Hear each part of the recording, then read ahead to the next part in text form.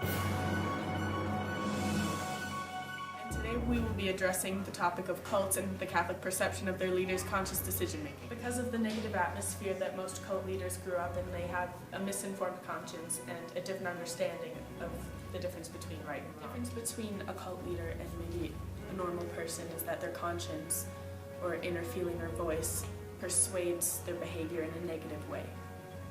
Agent is someone who has the power to potentially harm someone, but they have a moral obligation to use this power for good. Their motives for the situation is what they hope to accomplish, and it's within free will that they're making these decisions. They aren't able to make moral decisions because they do know all the facts of the situation, but they're not taking into account all of the moral values that are needed to make a proper and informed decision. Here's what they think about Scripture. In the Scripture in Genesis 1-9, Cain's question has resounded throughout history. Why should you be responsible for your brothers and sisters? Why should you care for them? Responsible for your brothers and sisters, and do you think you should care about them?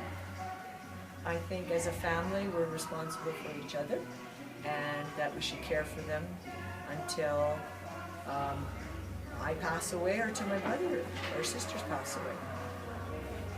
To make society function as a whole, I think we are all in this together. We're all created equally, we're all created in the same image and likeness of God, and therefore we have to act in a godly manner in dealing with people. So, why should you care for your brothers and sisters? Why do you think? That is a good question.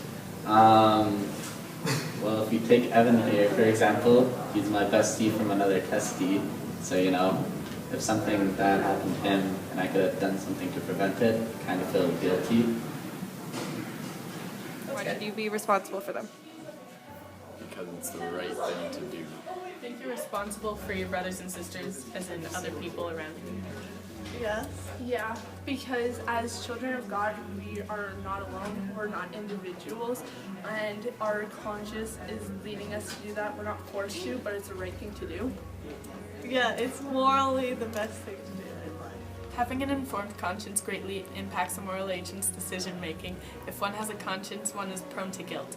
In order to not feel guilty, the moral agent would make a certain decision. For example, say someone dropped a $10 bill, only one other person witnessed it, and this witness could take the money for themselves, and no one would be around to see them. But if the person had an informed conscience, they would give the money to the person who dropped it in order to avoid feeling guilty. And because their conscience is telling them it would be the right thing to do. The Catechism of the Catholic Church. Conscience is the inner witness to truth and evil. Its true judgment leads us to seek forgiveness and choose good. Everyone has the right to make their own decisions. You can't be forced to act against your conscience, just like you can't be forced to act with it.